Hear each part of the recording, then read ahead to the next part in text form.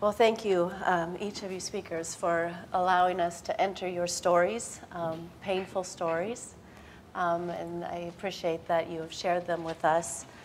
The question that we all ask when we hear these things is why? Why must we suffer? What is the purpose of this? And so that is the second question. From the viewpoint of your faith, why do bad things happen to good people? Why must we suffer? So Rabbi Kornspan will start with that with 4 minutes. I'm going to be mentioning the book of Job somewhere in here, but I have to now say that I finally met him in person. I thank God for what you're doing. Thank you. Thank you, Rabbi. The question that we're talking about is called theodicy. It goes something like this. We have an omnipotent, omniscient, omnipresent, and benevolent God. How can there be evil? There's even a formula that has perplexed some theologians. Since God is all-powerful, then God can prevent anything, even suffering and evil. Since God is benevolent, then we would assume that he would be looking out for our good and not want any evil or suffering to happen. Thus, since God can prevent this and wants us prevented, how can this happen? This has prompted some theologians to conclude that God isn't all-powerful. Hence, he is here to hold our hands, to cry with us, but can do nothing. This is antithetical to my own belief. As a traditional Jew and as a rabbi, I realize that God's thoughts, God's ways are beyond us, just like we had spoken before. This is Isaiah. That doesn't take away from God's perfection, God's knowledge, God's power, or even God's goodness.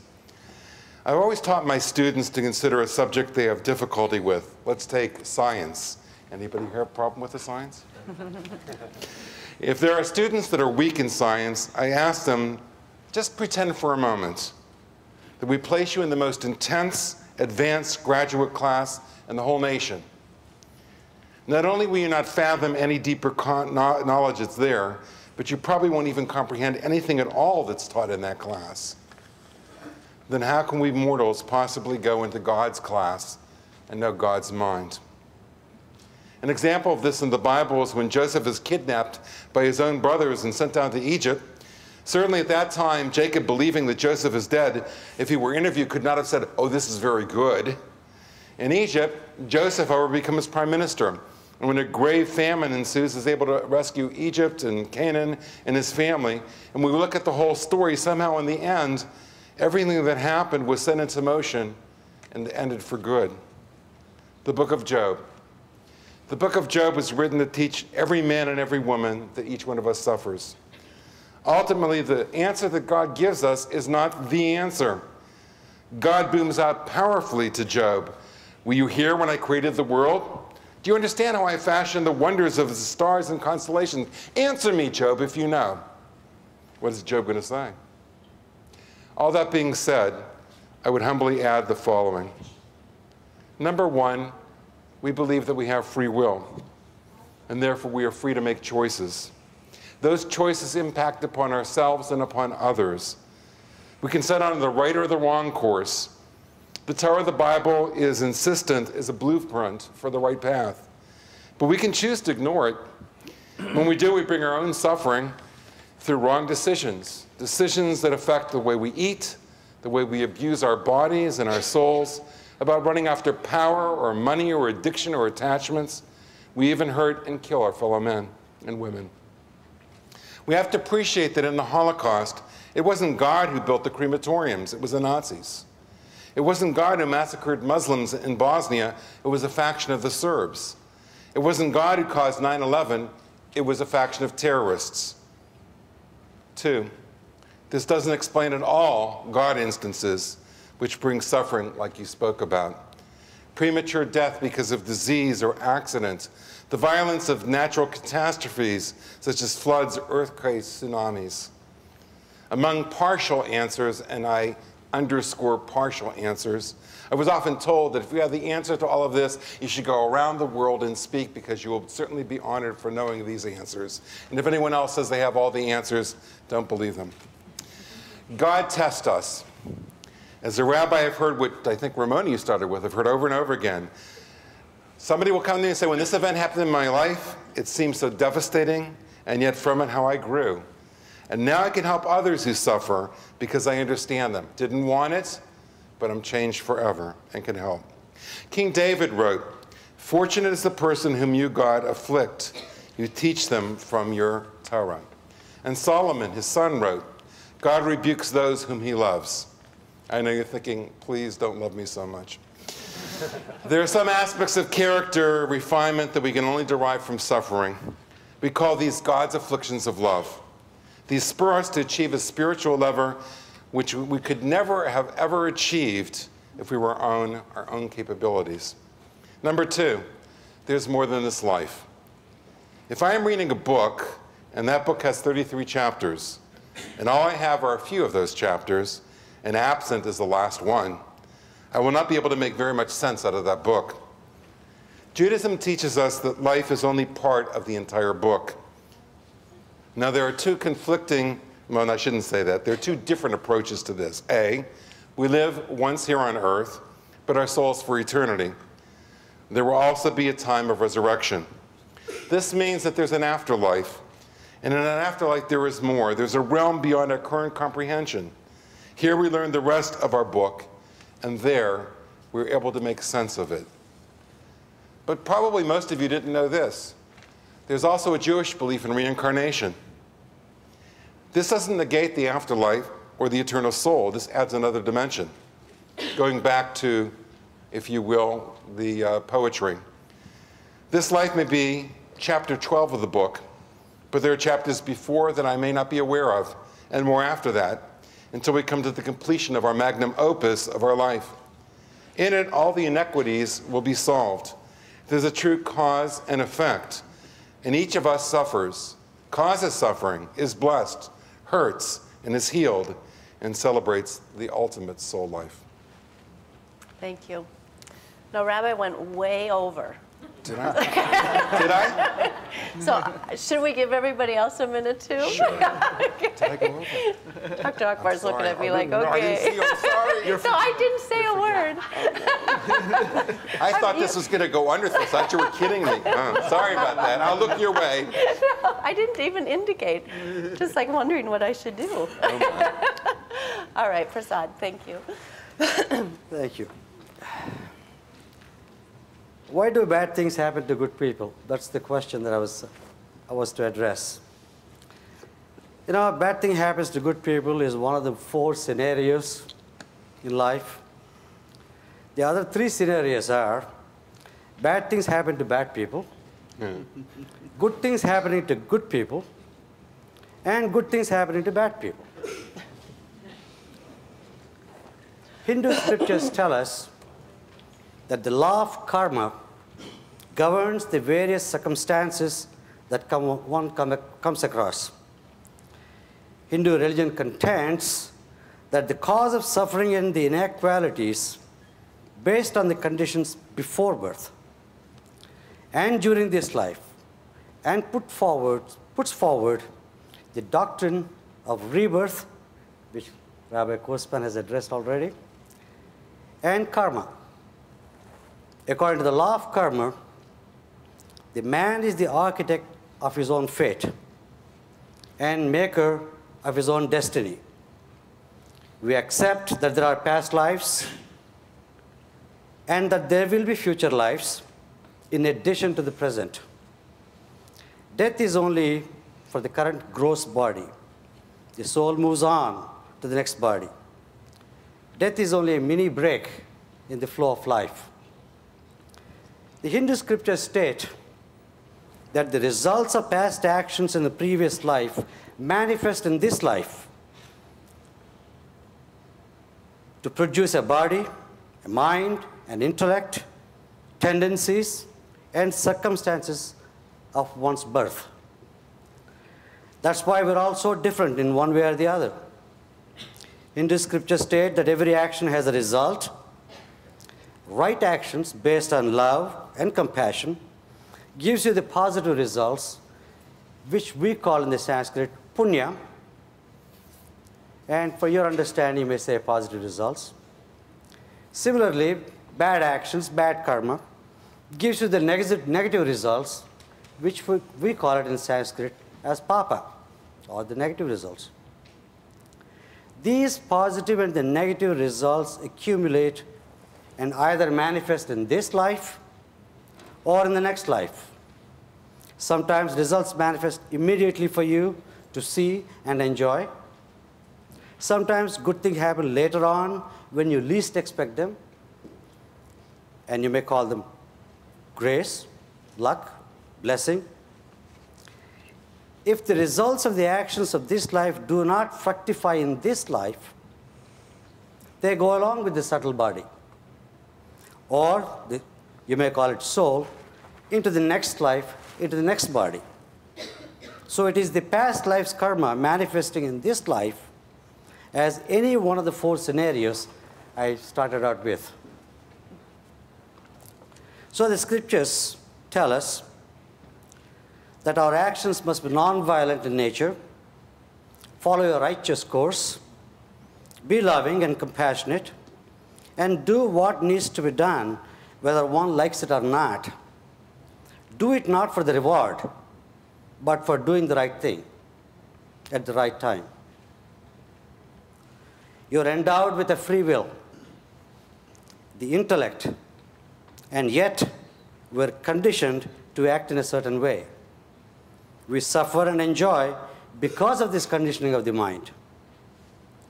A Hindu is called upon to act in the living present, to change his fate by changing his way of life and thinking, his thoughts, his actions.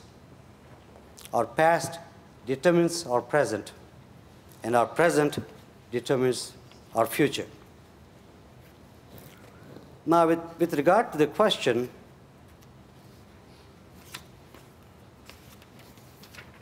why must I suffer? This needs to be answered in 3 dimensions. Physical, that's the body. Psychological, which is the mind. Spiritual, which is what we call Atma, and you may understand it as a soul. The suffering is only for the physical and the psychological and not to the soul. The soul is untouched. Physical suffering due to injury or an ailment can be addressed and hopefully alleviated or eradicated by the healthcare professionals with all of the medical technologies and by the comforting family, friends, community, and the other support systems. The psychological suffering arises when one either does not understand or willing to accept the reality of the circumstances. That causes the mental anguish. Psychological suffering or sorrow is the result of a continuous buildup or piling up of certain sequence of negative thoughts. Like the water in the river that gains momentum and turns into a flood, a snowball effect, if you will.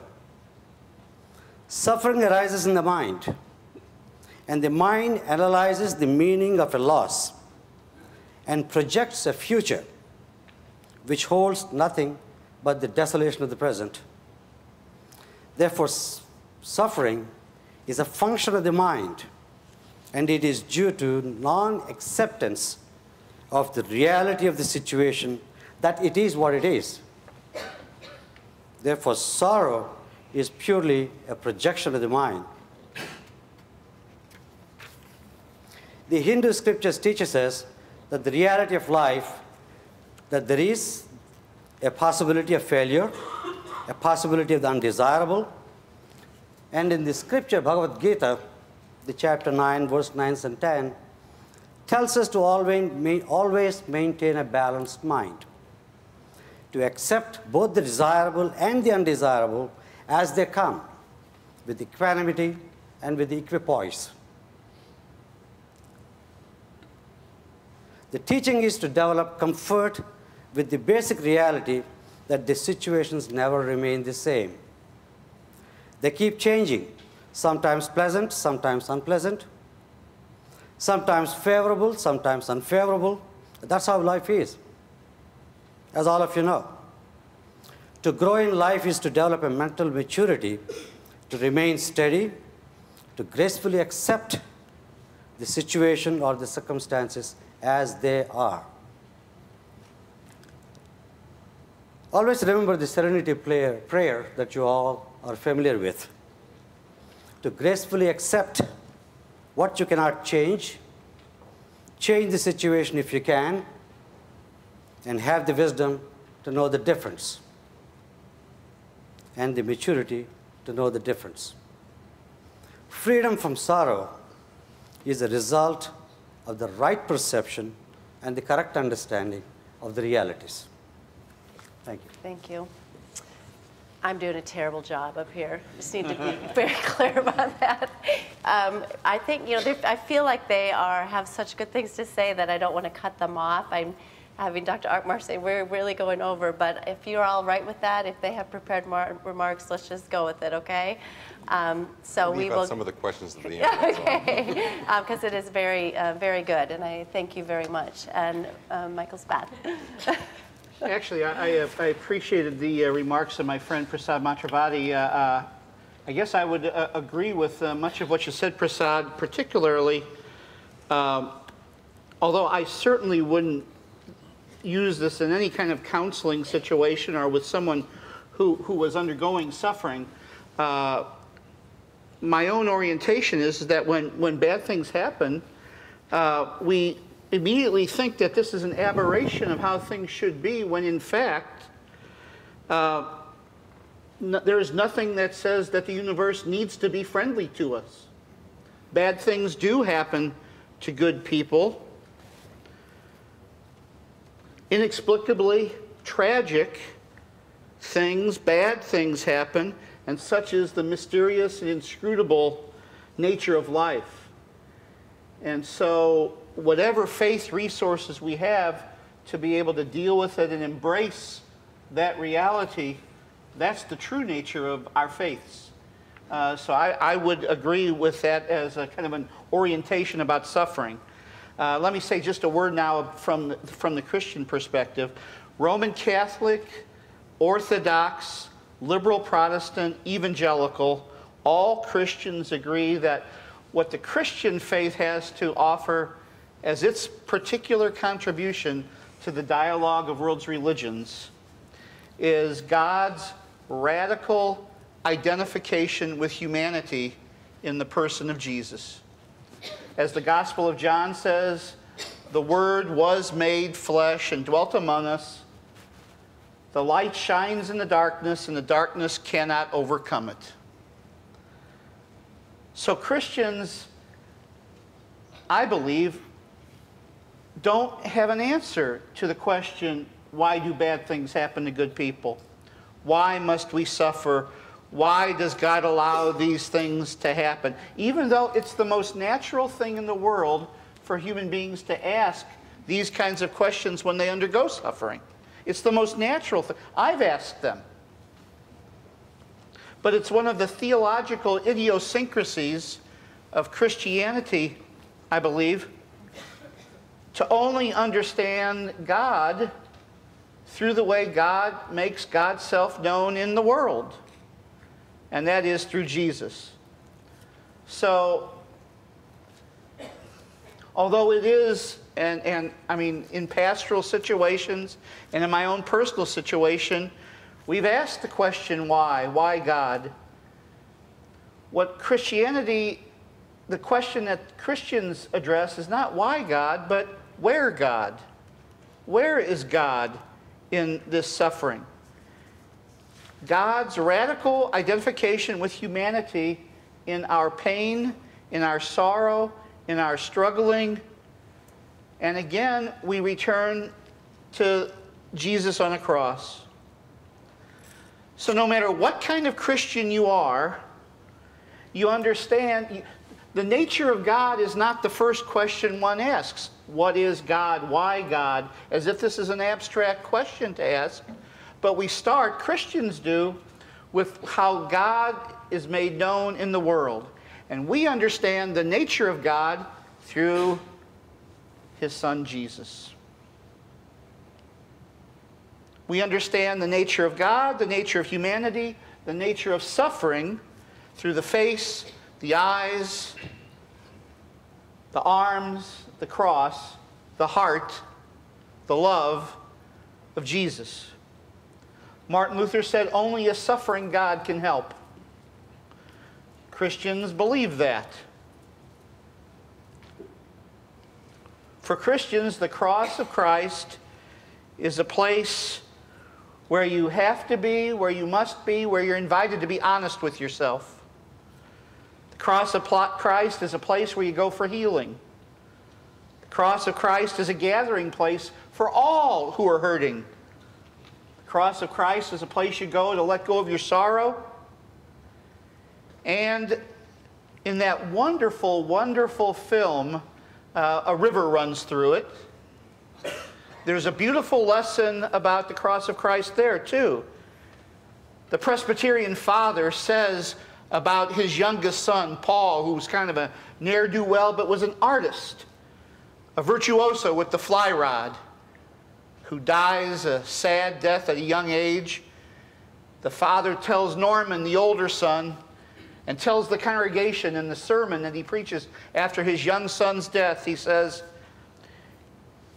you don't have to understand perfectly to love perfectly. You don't have to understand perfectly to love perfectly. And for Christians, the cross of Christ is the place where you go to love and be loved perfectly, even if you don't understand perfectly. Thank you. All right, Rinpoche. Thank you. Why bad things happen to good people and why good things happen to bad people. So this is a big teaching in Buddhism. However, Buddhism and Hinduism almost sharing same philosophy. So that's why my answer almost Dr. Mantravadi already answered. But I will say very briefly, maybe save some minutes for the other speakers.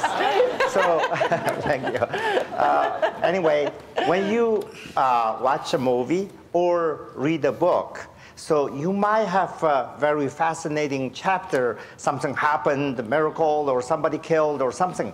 But you have to read the whole thing to find out the whole story. That's a kind of flashback.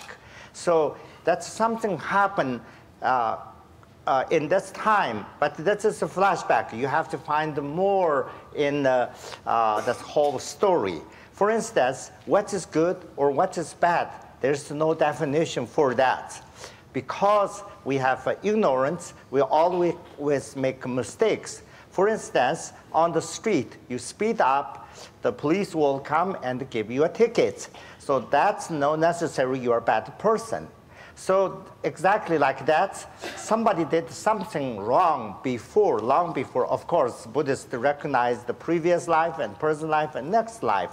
So in the previous life, maybe made something and happened to that a moment. So we just can see that moment, but we can't see the previous thing.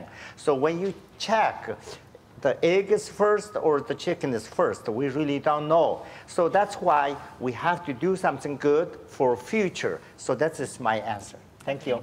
Well, I will save some minutes for others. Thank you very much. Okay. All right, Hamani. Thank you. To answer this question, we need to understand Allah's ways in His creation. The Quran tells us that good, evil, and whatever happens in this world happens by God's will. Only God knows fully His will. He runs His universe the way He deems fit. The Quran tells us that God, Allah, is wise, just, and merciful. There are several points that we should keep in mind to understand how Islam addressed sufferings. God did not make this world a permanent place for us. This is a temporary world, and everything here has a time limit.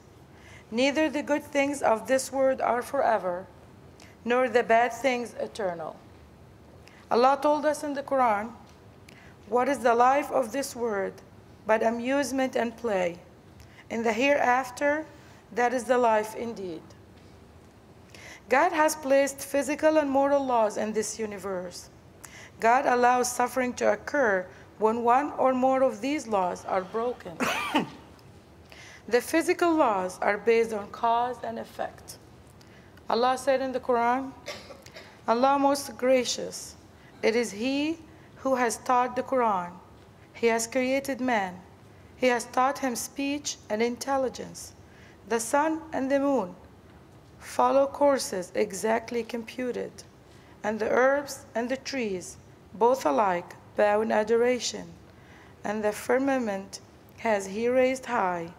He has set up the balance of justice in order that you may not transgress. Do balance, so establish weight with justice, and fall not short in the balance. The ways we exceed the measure set by God and violate His laws of cause and effect is incredible. It's really the mercy of God that we are saved. The Quran says, if Allah were to punish people according to what they deserve, He would not leave on the back of earth a single living creature, but He gives them a respite for a stated term. When their term expires, verily Allah has His sight. Verily Allah has in His sight all His servants. Sometimes God does punish people in this world because of their violations of His laws, be it physical or moral. The Quran tells us that many nations and communities were destroyed because of their sinful lifestyle and moral corruption. Suffering can also be a test and a trial for some people. God allows some people to suffer in order to test their patience and steadfastness. Even God's prophets and messengers were made to suffer. Good people sometimes suffer, but their suffering heals others and brings goodness to their communities. People learn lessons from their patience and courage. Allah told us in the Quran, do men think that they will be left alone on saying, we believe, and that they will not be tested? Those who will pass this test will find an eternal word that is perfect and permanent, where there will be no pain or suffering. It will be only happiness and health. In the Quran, Allah has said clearly the expectation for life on this earth. He said, be sure we shall test you with something of fear and hunger, some loss in goods or lives or fruits of your toil. But give glad tidings to those who patiently persevere, who say when afflicted with calamity, to God we belong, and to Him is our return.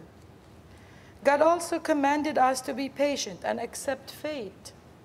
Accepting fate is one of the 7 pillars of Iman in Islam, which means true faith. Our Prophet, peace and blessing of God be with him, taught us that those who are patient will be granted forgiveness. He also told us that a true Muslim is thankful to Allah in prosperity and resigned to His will in adversity. God sometimes allows some people to suffer to test others, how they react to them. When you see a person who is sick, poor, and needy, then you are tested by God. God is there with that suffering person to test your charity and your faith. Our beloved Prophet was asked, what are the best deeds a man can do? He answered, to gladden the heart of human beings, to feed the hungry, to help the afflicted, to lighten the sorrow of the sorrowful, and to remove the suffering of the injured. Our Prophet also said, a Muslim who meets with others and shares their burdens is better than the one who lives a life of seclusion and contemplation. To summarize, we can say that sometimes sufferings occur to teach us that we must adhere to God's nature and moral laws.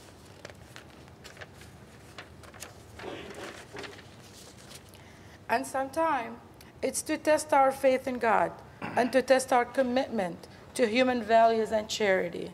Whenever we encounter suffering, we should ask ourselves, have we broken any law of God? Let us study the cause of the problem and use some corrective measures. We also need to ask ourselves, could it be a test for us? Could it be a trial? Let us work hard to pass this test and come out of this experience with a stronger faith and a better relationship with God. Thank you, Amani. Thank you. All right, Robert. Well, perhaps you've felt like I have, that when you've gone through extreme suffering, you feel like saying to God, Lord, if anybody has the right to ask why, shouldn't it be me right now? And that's the biggest question probably we all have, is, Lord, why? And I'm so comforted as a follower of Jesus Christ that as he hung there on the cross and gave his life for us, even he said, my God, why? Why have you forsaken me?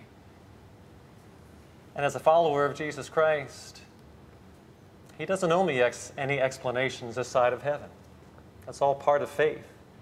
Either I trust him or I don't. And even Job, as Rabbi referred to earlier, said, look, should we only expect the good from God and not the bad? The Lord gave, the Lord took away. Blessed be the name of the Lord. He was even thankful amidst all that he had lost. And as you can imagine, he's a marvelous inspiration for me and a great challenge for my faith. But you know, grief is so very uncomfortable, and suffering feels out of place. Even as Michael said, you know, it's as natural in everyday life as anything else. But I think it feels awkward because that's not the way God initially intended it. I do believe that, as Genesis 1:1 says, in the beginning, God created the heavens and the earth. He put man and woman in the garden. But at the fall of man, that changed everything. Initially, we were supposed to live forever. And that's why I think when somebody dies, grief is so uncomfortable. We said, this shouldn't happen. They shouldn't have died. We shouldn't be suffering, and so forth. And so I think there's that longing in our heart for eternity. But I'm thankful as the follower of Christ that even God didn't spare his own Son, Jesus Christ, from suffering. That he sent him to live with us, to die for us, so that we could live with him. That he redeemed our souls, so that one day we could then be in that place again where there's no more sorrow, no more tears, no more suffering. And that's why even though I still grieve, I grieve with hope. That's the hope that I have. St. Paul wrote a letter in 1 Peter chapter 1. He says, in this you greatly rejoice. Even that's a challenge. How do I greatly rejoice in the midst of this? He says, even though for now you have had to suffer grief and all kinds of trials, these have come so that your faith, of greater worth than gold, which perishes even though refined by fire, may be proved genuine and result in praise, honor, and glory when Jesus Christ is revealed. And to me, that helps a bit to say that these sufferings have come to help refine my faith, to prove it genuine, and to give glory and praise to God. And we see the goodness come when we share our testimony and our suffering with others. And it helps comfort them amidst their trials. St. Paul also says if we are to share in his glory, we must also share in his suffering. Yet what we suffer now is nothing compared with the glory that we'll experience later, that he will give to us later. For these light and momentary troubles are fleeting, are very temporary, but they're achieving for us an eternal glory that far outweighs them all. Now, when you're in the midst of it, they don't feel very light or very momentary, but it's helpful, at least for me, I found, to pull back the lens and say, okay, somehow in God's big scheme of things, I don't understand his providence. I don't understand his hands. But I do believe that he doesn't allow anything to happen to us that isn't first filtered through the fingers of his mighty hands. Just like in Job. You know, the devil asked him, how about Job? God said, have you considered my servant Job? And God said, okay, go ahead. It's first filtered through his hands, I do believe. But I believe that God brings tremendous glory through it for Him. When I was in the hospital there in Emporia, Kansas, even before they determined what happened to my fourth child and my wife, a chaplain and an officer came to my room and, of course, broke the news to me. And after I had to identify my children's bodies, and I draped mine over theirs and cried like you can't imagine, and I offered them up to God with the words of Jesus on the cross. I said, Lord, into your hands I commend their spirits. And in the Roman Catholic tradition, we offer up our sacrifices to Him. In fact, Paul says, I'm glad when I suffer, for I'm completing what remains of Christ's sufferings for His body, the church. But that chaplain shared a very powerful verse with me that helps to at least address the question, why? There's very few places in all Scripture that do that. And it was from the book of Isaiah. I love Isaiah. 57, just the first two verses. It says, the righteous perish, and no man takes it to heart. Merciful men are taken away while no one considers. The righteous is taken away from evil. He shall enter into peace. And that was so comforting to me at the time.